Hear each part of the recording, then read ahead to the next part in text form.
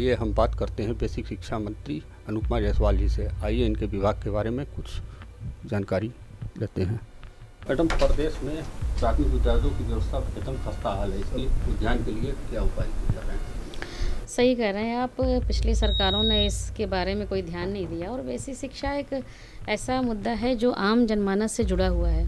बहुत बड़ी मात्रा में लोग इससे प्रभावित होते हैं और कहना चाहिए कि शिक्षा के जड़ में, मूल में ही बेसिक शिक्षा है। हमारा पूरा ध्यान इस ओर है कि सबसे पहले तो जिस मकसद के लिए बेसिक शिक्षा विभाग बनाया गया है कि 6 से 14 वर्ष के बच्चों को गुणवत्तापूर्वक शिक्षा मिले, वो कैसे हम कर सकें, इसके लिए हम प्रयासरत हैं। तो इस दिशा में सबसे पहला हमारा ये काम है कि हम कोशिश कर रहे हैं कि जुलाई माह में बच्चे के हाथ में किताबें आ जाएं, फर्स्ट वीक तक, 1 से 10 जुलाई के बीच।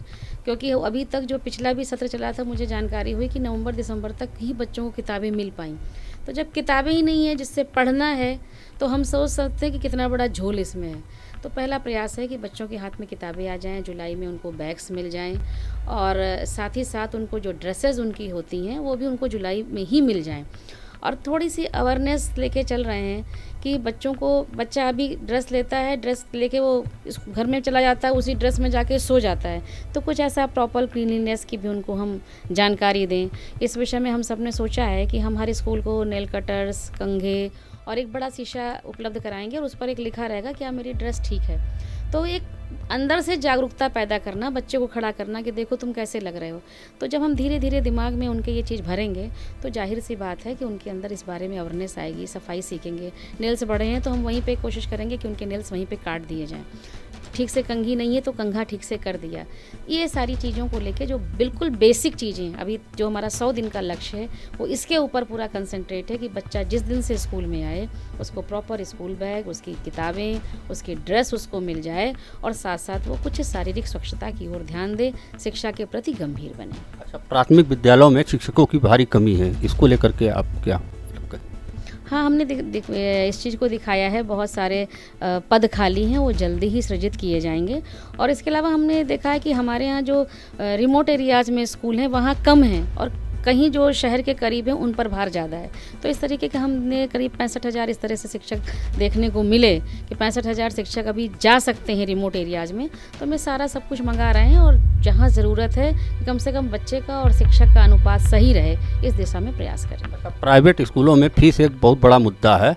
अभिभावक प्राथमिक विद्यालय में ना भेज करके प्राइवेट स्कूलों में भेजते हैं, लेकिन तब भी फीस की बारी वो झेलनी पड़ती है। उसके लिए निश्चित ही ये गंभीर विषय है और इसके ऊपर भी बहुत बृहद चर्चा हुई है। विभाग भी गंभीर है।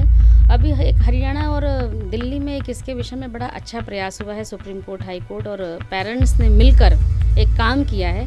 तो अपना एक दल भेजने वाले हैं, यहाँ से अधिकारियों को जाएगा, स्टडी करेगा, फिर उसको उत्तर प्रदेश के परिप्रेक्ष्य में हम कैसे लागू कर सकते हैं कि शिक्षा की गुणवत्ता भी ना घटने पाए और अभिभावकों के ऊपर बहुत बोझ भी ना पड़े। तो एक बैलेंस बनाकर हम भी उत्तर प्रदेश में इसको लागू करेंगे। ग्रामीण इलाकों में जो छात्र हैं वो पढ़ाई ना करके मिड डे मील और ये सब योजनाओं के पीछे ज़्यादा भागते हैं और मतलब पढ़ाई में ध्यान नहीं देते हैं। इसको लेकर के क्या सुधार करेंगे?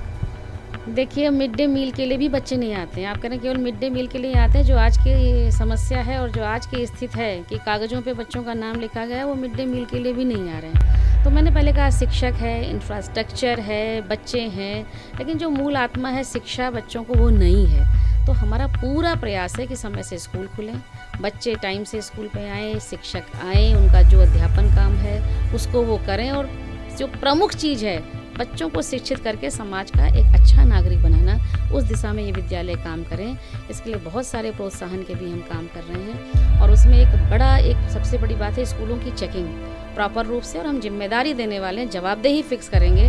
अगर उस स्कूल में ऐसी व्यवस्था मिलती है तो किसकी जिम्मेदारी होगी। तो एक बड़ा काम है, लेकिन उस दिशा में हम प्रयास करते हैं। जल्दी 6 महीने में आपको रिजल्ट देंगे। एक आखिरी सवाल है, भाजपा का 38वां स्थापना दिवस मनाया जा रहा है, इसको किस रूप में आप मना रहे हैं? भाजपा के स्थापना दिवस के अवसर पर तो मैं उत्तर प्रदेश के समस्त कार्यकर्ताओं को बहुत बहुत बधाई देती हूँ। उत्तर प्रदेश की क्या, देश में। और वास्तव में जब 1980 में स्थापना हुई थी 6 अप्रैल को, तो तब से लेकर अब लगभग 37 वर्ष की भाजपा हो गई। और मैं समझती हूँ 37 वर्ष की उम्र एक बहुत ही नौजवानी की उम्र होती है कुछ कर दिखाने की। तो भाजपा ने कर दिखाया है।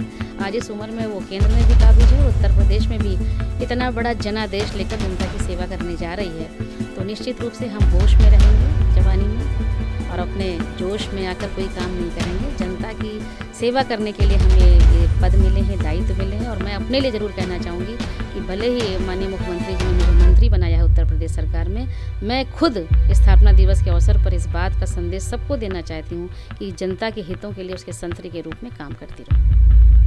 ये थी बेसिक शिक्षा मंत्री अनुपमा जायसवाल जी। कैमरामैन आशीष कुमार के साथ धीरेन्द्र श्रीवास्तव, जनमत 30, लखनऊ।